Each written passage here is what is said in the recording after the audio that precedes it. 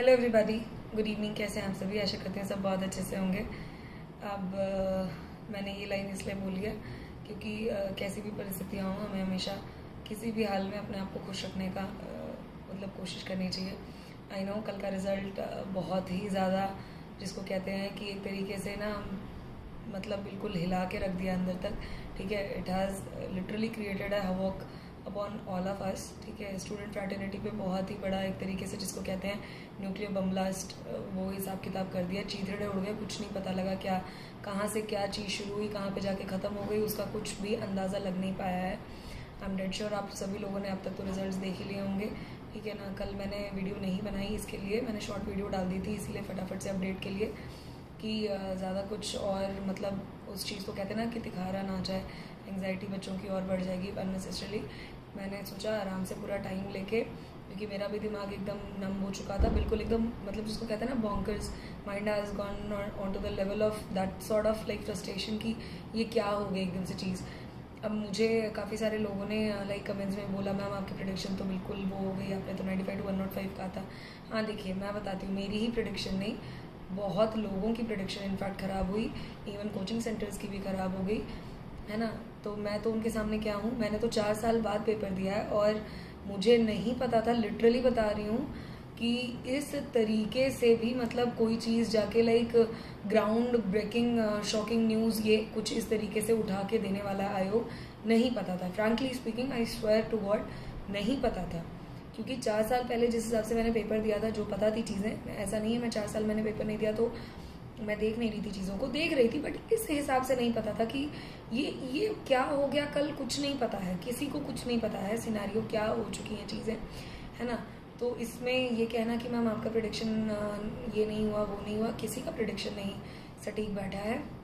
Although ठीक है, मेरा नहीं बैठा, मैं मानती हूँ उस चीज़ को, नहीं बैठा। ऑब्वियसली मैं ज्योतिषी तो हूँ नहीं, है ना। मैंने प्रेडिक्ट किया था एक चीज़ रैशनल को लेके, और जो कि बहुत ही लॉजिकल था, लेकिन उससे पहले ये सब बातें बाद में होंगी। मैं सबसे पहले मेरी सबसे ज़्यादा बेस्ट विशेस और बधाइयाँ उन सभी स्टूडेंट्स को, उन सभी मेरे साथियों को जिनका हो गया UPPCS प्रीलिम्स क्वालिफाई और मेंस के लिए उनका सिलेक्शन हो गया है। मेरा भी हो गया है luckily with Lord's grace and family's blessings, और आप सभी लोगों की गुड विशेस के कारण। ठीक है, मेरा भी हो चुका है। खैर, मैं बोल रही थी कि मैं सेफ साइड पे हूँ, सारी चीज़ें, मुझे उसके लिए भी मजाक उड़ाया गया कि आप तो 150 के 150 करके आ गई, आप बड़ी महारथी हैं, ये वो। देखिए, कहीं तो नहीं लिखा किसी गाइड में कि आप 150 के 150 क्वेश्चंस नहीं कर सकते, कहीं नहीं लिखा है ना। कई तो ऐसे भी महारथी हैं कि 150 के 150 क्वेश्चन करके आते हैं, भले चाहे उनके नेगेटिव में नंबर आ जाए, ऐसे भी हैं। मैंने 150 पे 150 क्वेश्चन इसलिए किए क्योंकि मेरे को ये पता ही नहीं था कि 4 साल बाद अब क्या सेफ स्कोर होगा। एंड लिटरली बता रही हूँ, ये मैंने बहुत अच्छा किया कि मैंने 150 क्वेश्चन अटेम्प्ट किए, कि जिसमें से मेरे फाइनली 123 सही हुए और 27 गलत हुए। अगर कोई क्वेश्चन ज़रा से भी मैं अटेम्प्ट कम करती, क्योंकि कुछ नहीं आइडिया था 4 साल में क्या चीज़ें चली हैं क्या नहीं, 5 महीने पहले ही मैंने प्रिपरेशन स्टार्ट की थी। थैंकफुली मेरे नोट्स वगैरह काफ़ी अच्छे से मेंटेन्ड हैं, जो भी मैंने स्टार्टिंग में अपने बनाए थे सारी चीज़ें। कोचिंग वगैरह मैं फिर कहूँगी, मुझसे काफ़ी लोगों ने पूछा था, मैंने नहीं ली, बिकॉज ग्रेजुएशन खत्म होने के बाद ही right at the age of 22 मैंने एग्जाम्स क्लियर किए थे और मैं गवर्नमेंट जॉब में लग गई थी। I am presently working as a senior officer in PSU। मैं ज़्यादा डिटेल्स अपने बारे में नहीं बताती। रीज़न बीइंग इज, मेरा एक मानना है, मैं like I have always been a humble and down to earth person.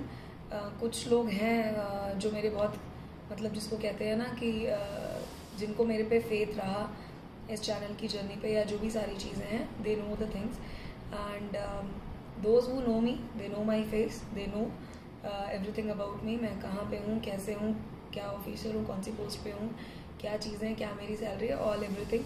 आप में से काफ़ी लोगों ने भी कहा था कि मैम अपनी इंट्रोडक्शन पे वीडियो बनाइए, सारी चीज़ें मैंने सोचा था, लेकिन मैं अभी उस चीज़ के बारे में लाइक नहीं सोच रही, बिकॉज आई नो आप सभी लोग मुझे बहुत रिगार्ड दे रहे हो, उसके लिए दिल से बहुत बहुत शुक्रिया कि PT आपने क्लियर किया सारी चीज़ें, और उसके लिए आप लोगों को बहुत बड़ी अचीवमेंट मेरी लग रही है। बट फ्रैंकली स्पीकिंग मैं उस चीज़ को नहीं मान रही, बिकॉज हाँ, एक प्राउड की फीलिंग है, एक खुशी की फीलिंग है कि 4 साल बाद वापस से दिया पेपर, तो वापस से प्रीलिम्स क्लियर हुआ है इसका, PCS का, ना सिर्फ PCS का भी, PSC का भी। खैर, उसकी तो जर्नी कुछ अलग ही रही, वो तो हड़बड़ाहट में क्या क्या चीज़ें गलतियाँ हुई हैं, तो फॉर्म भरते टाइम भी 100 चीज़ें तो हटा दीजिए, बट पीसीएस पे फोकस रहा और पीसीएस 4.5 साल बाद 4 साल बाद निकला, 4.5 साल बाद बोल रही हूँ, 4 साल बाद क्लियर करना अपने आप में एक अचीवमेंट है। I do understand what ever the things. मैं यही मानती हूँ कि फाइनल अचीवमेंट वही है कि फाइनल मेरिट लिस्ट में नाम आए, तो वही वो चीज़ होती है। और मेरी एक आदत रही है कि मतलब जब फाइनल मेरिट लिस्ट में नाम आ जाएगा तो सबको अपने आप नाम पता लग जाएगा, सारी चीज़ें अननेसेसरीली कुछ का कुछ बात का बतंगड़ बनाते हैं। यहाँ पे इतनी बुरी बुरी बातें बोली उस दिन, मुझे लगा था फ्राइडे को रिजल्ट आएगा, अगर नहीं आया तो उसमें मेरी क्या गलती है। आयोग ने कुछ चीज़ें डिले करी है ना, कई चीज़ों पे उनका क्या था वो जानते हैं। अब उन्होंने डिले किया, उसमें मुझे गालियाँ देने का या मुझे पर्सनली टारगेट करने से अगर आपको संतुष्टि मिलती है तो ठीक है, बिल्कुल करिए। मुझे नहीं लगता कि इसमें मेरा कुछ दोष था। मैं तो जेन्युइनली आप लोगों की हेल्प करना चाह रही थी, बट उसमें भी आप लोगों में से काफ़ी जिसको कहते हैं लोगों ने मेरे को सपोर्ट किया जब मेरे लिए इस तरीके से गंदी गंदी बातें बोलनी शुरू हुई, ट्रोल्स शुरू हुए, टॉन्ट शुरू हुए। यहाँ में से काफ़ी लोग आए, गुड समार्टन्स, ठीक है, वो हैव कम फॉरवर्ड, वो लिटरली हेल्प मी आउट, वो literally supported me in that tough time, ठीक है। बहुत ज़्यादा मुझे बुरा लगा था, इतना ज़्यादा मेरा मन आहत हो गया था, बिकॉज ऑलरेडी मेरा न्यूरोलॉजिकल ट्रीटमेंट चल रहा है, तो आप समझ सकते हैं कि दिमाग कितना सेंसिटिव स्टेट में होता है। एक छोटी छोटी चीज़ ना दिमाग को बहुत ज़्यादा पिंच करती है। कोई आदमी अपना कितना स्ट्रगल कर रहा है वो आपको नहीं पता है, ठीक है। जॉब में रहते हुए सारी चीज़ों को रिस्क पे लगा के एकदम लास्ट मोमेंट पे 4 साल बाद अगर वो इस फील्ड में उतरा है और उसके बाद अपनी ज़िंदगी की जिसको कहते हैं ना अपनी मेडिकली फिट होना आपका सबसे बड़ा वेल्थ है, ठीक है। अपनी लाइफ की वो एक जंग अलग लड़ रहा है, उसके बाद यहाँ पे आके आप लोगों की बेनिफिट के लिए, आप लोगों की हेल्प के लिए वो यहाँ पे कुछ पुटअप कर रहा है चीज़ें कि आप लोगों की हेल्प हो जाए और आप उसकी टांग खींचने की कोशिश कर रहे हैं। तो मुझे नहीं लगता ये किसी भी तरीके से आपके हाई मॉरल्स और हाई एथिक्स को दर्शाता है। आप एथिक्स का पेपर देने बैठेंगे, आप एक अपने आप को ऑफिसर के तौर पे देखना चाहते हैं, तो आप अपने आप को पहले एक अच्छा इंसान तो बनाइए। क्रिटिसाइज करने का एक लेवल होता है, पर्सनल अब्यूजेस करने का कोई मतलब नहीं बनता था। खैर कोई बात नहीं, I am literally inducted towards all those good people of my channel, ठीक है, जिन्होंने मुझे इतनी भर के मेल्स भेजी मेरे सपोर्ट में, मुझे मैसेजेस किए, टेलीग्राम चैनल में भी बातें मेरे सपोर्ट में लिखी, मुझे चेयर अप करने के लिए लिखी। Thanks to all of you. और कल फिर शुरू हुआ था यही फालतू कमेंटबाजी का दौर टेलीग्राम चैनल में, मुझे कमेंट सेक्शन ऑफ करने पड़े, तो फिर बीना जी, रोहित जी और फिर उसके बाद इवन गौरव जी, है ना, आप सभी जैसे काफ़ी सारे लोगों ने फिर मुझे इवन यूट्यूब पे बीना जी ने तो कमेंट कर दिया था कि प्लीज़ मैम ओपन करिए, आपकी वजह से बहुत हेल्प हो रही है, कुछ एक लोगों की वजह से आप हम सब लोगों को मत डिप्राइव करिए, जो भी आपसे हेल्प मिल पा रही है हम लोगों को बहुत बेनिफिट हो रहा है। तो वो चीज़ कहीं ना कहीं छू जाती है दिल को। ऐसे ईमेल्स भी आई, सरजीत जी की आई, सब लोगों की, मुझे बहुत अच्छा लगा कि चलो कहीं ना कहीं मेरा एक इनिशिएटिव आकार ले रहा है, तो मैंने वापस से कमेंट सेक्शन उसको ऑन कर दिया। अब बात आती है कि रिज़ल्ट के इस टाइम पे क्या चीज़ें अफड़ा तफड़ी, बिल्कुल मैं ये कहूँगी कि अगर आपका नहीं हुआ है ना, जिन भी बच्चों का नहीं हुआ है, मेरे चैनल पे जो भी बच्चे जुड़े हैं, बहुत बच्चे हताश हुए हैं। स्पेशली मुझे एक मैम का था यहाँ पे, दामिनी मैम का, उनके 118 मार्क्स आए हैं, स्टिल उनका नहीं क्लियर हो पाया है। मुझे उसके लिए बहुत दुख है, बहुत ज़्यादा, है ना, क्योंकि चीज़ें हुई क्या है मैं आपको बताऊँ। जिन बच्चों के क्वेश्चंस ना बहुत ही ज़्यादा इतना मेरे को समझ में नहीं आ रहा आयोग ने किया क्या। ये साल में एक पेपर लेते हैं और इन्होंने ये क्लेम किया था कि 12 different subjects analyst they have got it empaneled into their this thing panel board who are going to frame the paper, okay, and after doing so much of the things, after implementing so much of the techniques, then also if they are getting failed repeatedly in conducting one single exam throughout the year, then I don't know at what sort of achievement what they are going to achieve, है ना। अपनी career में वो ये PCS क्या ये नया आयाम छूना चाहता है, मुझे तो समझ में नहीं आ रहा है। एक पेपर ढंग से इनसे ऑर्गेनाइज नहीं हो पा रहा है, उसके बाद 12 विशेषज्ञ लेके बैठते हैं, एंड देन उसके बाद इतने डिस्प्यूटेड क्वेश्चंस आते हैं। क्यों भाई यूपीएससी की तरह आप नहीं बन सकते? क्लीन पेपर क्यों नहीं हो पाता आपका? डिस्प्यूटेड क्वेश्चंस आएंगे और आप करोगे क्या? हुआ क्या? बच्चों ने इनकी ऑफिशियल आंसर की से तो अपने मार्क्स बना लिए, हुआ वही है, ऑफिशियल आंसर की से मार्क्स बना लिए, उस पर हुए ऑब्जेक्शंस रेज हुए। मेरे को तो यही लग रहा था भाई 5 से 6 क्वेश्चन मैक्सिमम होते हैं, डिलीट करने के लिए। अब सुनने में आ रहा है कि भाई 10 से 15 क्वेश्चंस की हेरफेर हुई है, पक्की बात है, नहीं तो अदरवाइज इतना बड़ा उलटफेर होने का मतलब ही नहीं बनता पेपर में, इतना बड़ा मतलब हद से ज्यादा। मतलब सुनने में आ रहा है, एक बच्चा है जिसने टेलीग्राम चैनल में पोस्ट किया कि 97.66 में मेरे को एक फॉरवर्ड मैसेज आया कि 97.66 क्वेश्चन उसके सही थे इन ओबीसी कैटेगरी, वो सिलेक्टेड नहीं है बच्चा। यहाँ दामिनी मैम, उनके 118 मार्क्स थे, वो सिलेक्टेड नहीं है फीमेल कैटेगरी में, ठीक है। कई बच्चे हैं जिनके 97-96 क्वेश्चन करेक्ट हुए, वो सिलेक्टेड नहीं है। और कई बच्चे हैं जिनका आपको देखने में, अगर आप देखो कि जिनके 88-89 क्वेश्चंस पे सिलेक्शन हो गई है, कई बच्चे बोल रहे हैं कि ऐसे वो लोग झूठ भी बोल रहे हैं या शायद उनकी कैलकुलेशंस में गलत है, वो तो वही जाने क्या सही है क्या नहीं। बट मुझे जहाँ तक लगता है कि डिलीट जो क्वेश्चंस हुए हैं ना, उसमें बहुत बड़ा, जिसको कहते हैं ना गेम चेंजर, वही रहा है, उसी ने उलटफेर किया। क्योंकि हुआ क्या होगा, जिन भी बच्चों के 96-97 क्वेश्चंस बन रहे होंगे ना, वो जो डिस्प्यूटेड क्वेश्चंस थे ना, उन क्वेश्चंस के आंसर्स करेक्ट थे ऑफिशियल आंसर की में, उनके वो क्वेश्चन सही हो गए, है ना। और जिन बच्चों के 88, 87, 86 ये क्वेश्चंस ऐसे कुछ करेक्ट हो रहे थे, उनके वो क्वेश्चंस थे गलत।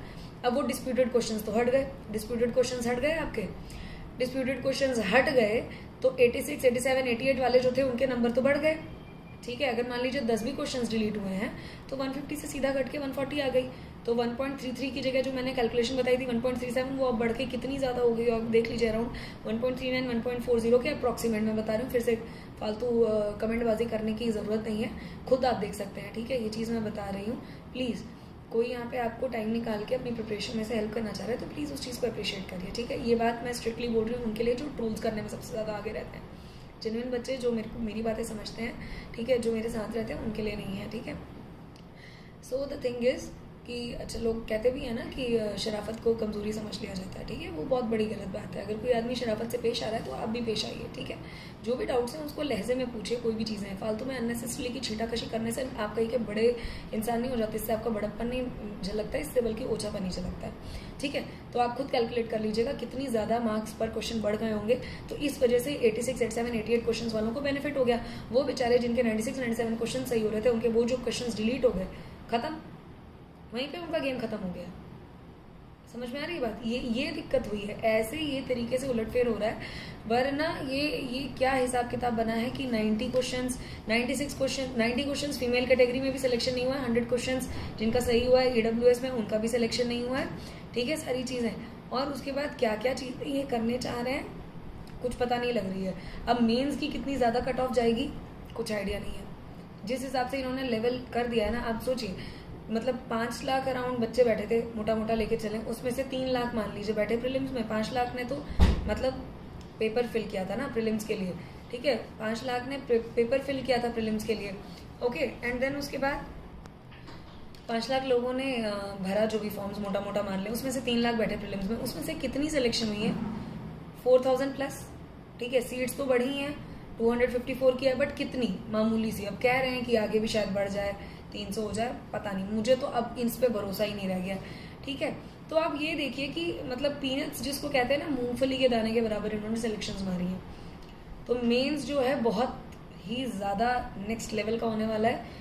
तो जो भी सेलेक्ट हुए हैं मेरे साथ पीसीएस में, प्लीज ताबड़तोड़ तैयारी पे जुट जाइए।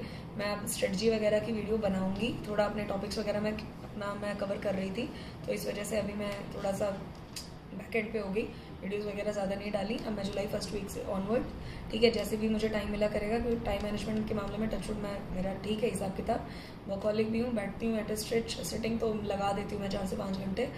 रेस्ट टाइम में मैं एक वीडियो बनाया करूंगी, डेली बेसिस पे अपलोड कर दूंगी, ना डेली बेसिस पे, ऑल्टरनेट बेसिस पे हो जाएगा, जैसा भी होगा, बट मैं कर दिया करूंगी। आपको जो भी डाउट्स हैं कि मेंस के रिगार्डिंग आपको समझ में नहीं आ रहा कौन सा टॉपिक कहाँ से करना है, कौन सी बुक पकड़नी है, क्या करना है, मैंने खैर 5 और 6 पेपर्स के लिए specially both English and Hindi mediums के लिए डाल दी है मैंने वीडियो, आप देख सकते हैं बुक रिव्यू, अच्छी बुक्स हैं, ठीक है।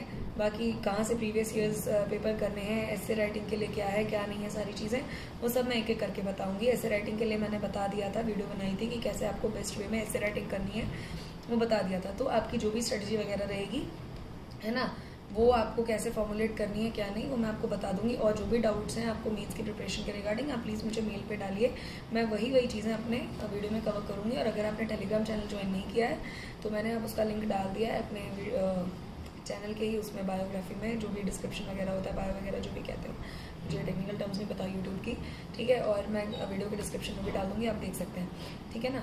तो वो आपका अच्छे से हो जाएगा। जो भी आपने टेलीग्राम चैनल ज्वाइन नहीं किया है कर सकते हैं। अगर आप न्यू हैं चैनल पे प्लीज़ सब्सक्राइब करिए, ठीक है। और आगे अपने फ्रेंड्स को भी बताइए, सपोर्ट करिए, ताकि एक अच्छा ग्रुप बन पाए, वेल ग्रुप बन पाए डिस्कशन के लिए। तो हम उस पर लाइव क्वेश्चन आंसर्स वगैरह जो भी होगा वो पूछ सकते हैं, है ना। आपस में एक साथ डिस्कस कर सकते हैं सारी चीज़ें। अब यही बात हुई है कि जो भी इन्होंने इतना अनएक्सपेक्टेडली पेपर बना के दिया, पहली बात तो वही सब लोग लेके चल रहे थे कि इतना पेपर ही मतलब डिफिकल्ट लेवल का था तो कट ऑफ नीचे ही जाएगी, उसमें मेरी गलती नहीं थी, सब यही बोल रहे थे। ये इस तरीके का पेपर एक तो सेटअप कर देना घटिया सा, और उसके बाद इतनी घटिया कट ऑफ निकाल देना। मतलब जिन बच्चों के आप सोचिए जो उनकी मतलब जनरल के 97-98 क्वेश्चन सही हो रहे हैं वो सिलेक्टेड नहीं है। ओबीसी में वो बच्चा कितना मेरे को दुख हो रहा है सुन के 97.66 क्वेश्चन ही वाज टेलिंग। मुझे खैर ये फ्रैक्शन या डेसिमल्स का समझ में नहीं आया, डेसिमल्स में क्वेश्चंस कैसे लाते हैं, बट जो भी है मोटा मोटा मान लें 97 क्वेश्चन 96 क्वेश्चन भी ओबीसी कैटेगरी में करेक्ट होके भी वो नहीं है। And he was telling that from 2020 he was getting continuously selected for mains, ठीक है। प्रीलिम्स क्वालिफाई कर रहे थे, इस बार नहीं हो पाया। फीमेल का 90 क्वेश्चन करेक्ट होने के बाद नहीं सिलेक्शन हो पाया है। एससी वगैरह का आपका ये देख लीजिए 88-89 क्वेश्चन करेक्ट होने पे नहीं सिलेक्शन हो पाया। एसटीज का भी वही 89-90 क्वेश्चन करेक्ट होने के बाद सिलेक्शन नहीं हो पाया। तो कुछ पता नहीं लग रही है चीज़ें। AWS का 100 क्वेश्चन करेक्ट होने के बाद नहीं सिलेक्शन हो पाया। तो आप प्लीज़ हताश मत होइए, ठीक है। आप सभी लोग वॉरियर्स हैं, आप सभी लोग विनर्स हैं। 85+ क्वेश्चन जिसके भी सही है ना, उसका मतलब है उसके अंदर मादा है, काबिलियत है। ये आयोग नहीं बैठा है आपको जज करने के लिए, ठीक है। इस तरीके का पेपर बना के मजाक बना के रख दिया बच्चों की ज़िंदगी के साथ। मैं तो यही कहूँगी रिवाइज्ड आंसर की आनी चाहिए, ये इस तरीके से हमें अंधेरे में नहीं रख सकते। तो ज़्यादा से ज़्यादा, ठीक है, मात्रा में आप सभी लोग मेल करिए, ठीक है, उनको लेटर्स लिखिए।